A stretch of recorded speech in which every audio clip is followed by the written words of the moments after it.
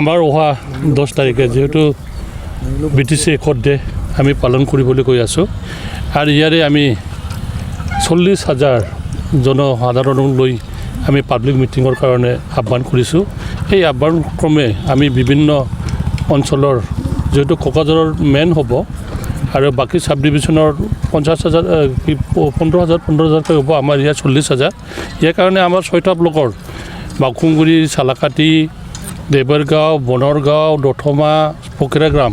এই অঞ্চলৰ ৰাইজক মই সকলোকে আহ্বান কৰিব বিচাৰিছোঁ যেন দলে মলে আমাৰ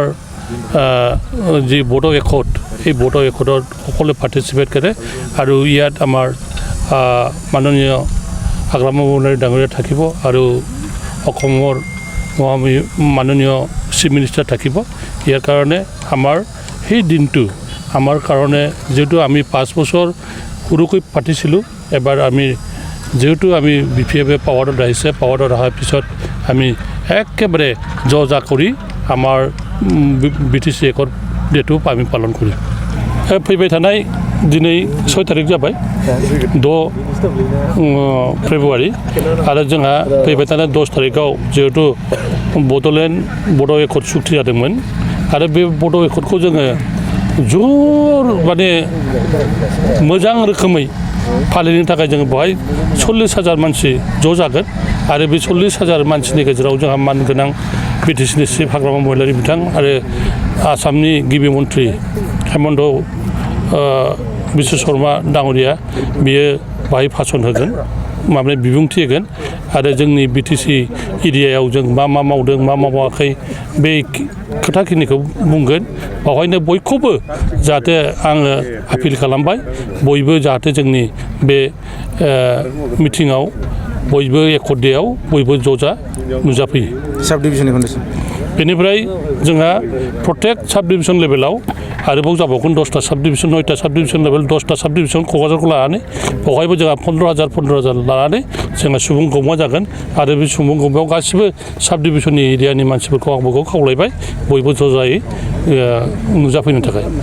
बिटिसिनि बायजोनिफ्रायबो सफैगोन नामा साफा सानैयाथ' फैगोन नुजाफैगोन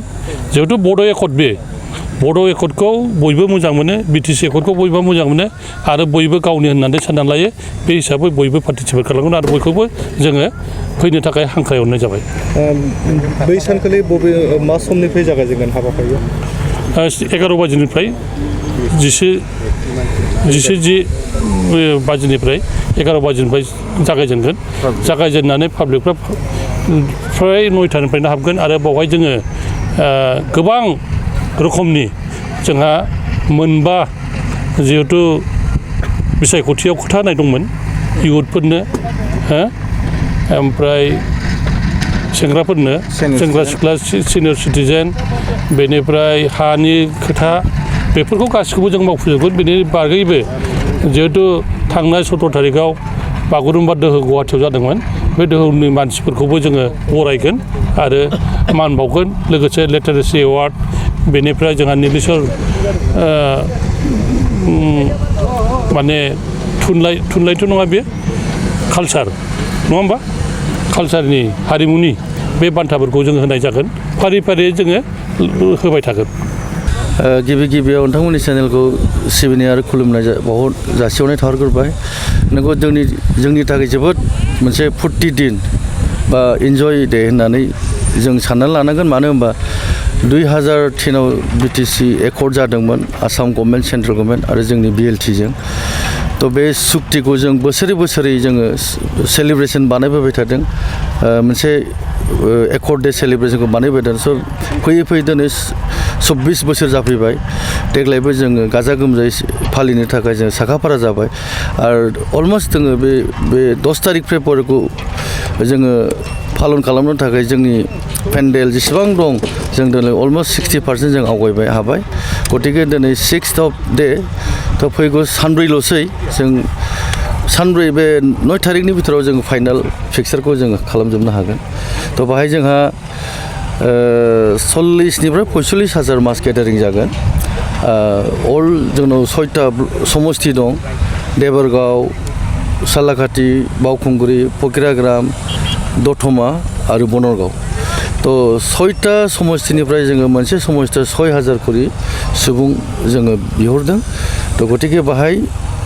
40 to 45 नि बांसिन जों गेदारिं मास गेदारिं खालामनो हागोन आरो 1 डे खालि 10 फेब्रुवारियाव आरो बेबायदिनो मोनफ्रोमबो साब डिभिजनाव 15,000 करि जोङो माने मोनफ्रोमबो साब डिभिजनाव मास गेदारिं 15,000 करि जागोन स' बिथांमोना निस्सय गाव गावबागाव साब डिभिजनाव गाजा गोमजायै पालन खालामगोन जोंहा बेखौ आसा दं गिबि उन्थाया मा समाव सफैगोन बिथांनि एराइभेल टाइमा दासिमबो फिक्सार बुंनो हायाखै माने बे अफिसियेलि जागोन जों दासिमबो रोखायै जों बुंनो हायाखै बुंनो मथाथे जों एसियर्ड खालामनाय 11टानि फुंनि 11टा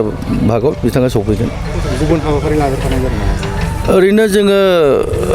हाबाफारि हिसाबै बुंनो थाङोब्ला जोंहा मोनसे प्रत्येक बोसोरावनो जों खालामबोबाय थाखादों सिगाङाव जों बड'फा उपेन्द्रनाथ ब्रह्मनि मुर्तिखौ स्टेटुखौ जोङो जोंनि मानगोनां हाग्रामा सारा बिबार बावहैयो बे बिटिसि सेक्रेटारिनि दरखं मोखाङाव बेनि उनावहाय सिमिट्रियाव थाङो मुंख्लंफोरनि बिबार बावहैनाय जायो आरो बिनि उनाव आरोबाव दतमायाव बिबार बावनाय बड'फा उपेन्द्र ब्रह्मनि माबायाव मेम'रियेल पार्कआव थांनानै जों बेखौबो मावहैगोन मोनथाम हाबाफारि दं फुंनि बेलायाव बेनि उनाव कालचार सेक्सनफोर माखासे दङ बिभिन्न जाथि जनगोष्ठीनि मोसानाय गान खननायखौ जोङो 11टानिफ्राय खालामगोन आलासि गाहाय फैनायनि सिगां आरो बिनि उनावहाय जोंहा खोथा होनाय दङ हा फाट्टा होनाय दङ आरो बै दाखालि बागुरुम्बा दोहौआव 10,000 जे बाहागो लाहैदोंमोन बिथांमोननोबो जोंनि बिटिसि सरकारनिफ्राय 10,000 करि चिफ सारा जोंना हाग्रामा सारा अलरेडि डिक्लेयार होबाय तो बेबो ओइदिनखालि जायहा मेट्रिक परिखा गैया बे मोसागिरिफोरखौ लेंहरनाय जादों खोनानो मोन्दों 10 थारिखनिफ्राय मेट्रिक परिखा जागोन गतिके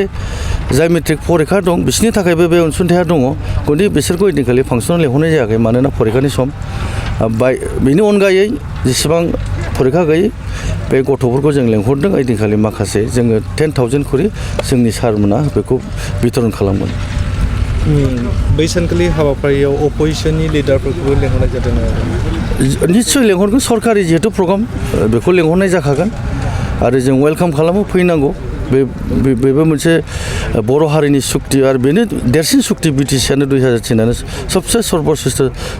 सुक्ति जादों होनना मिथिगौ बयबो दोलै नोगोरै बा खुनु पार्टि लायालासिनो नुजाफैनांगौ आरो बे रंजानायखौ बयबो जगदान होफैनांगौ आं बेखौ अनुरद खालामो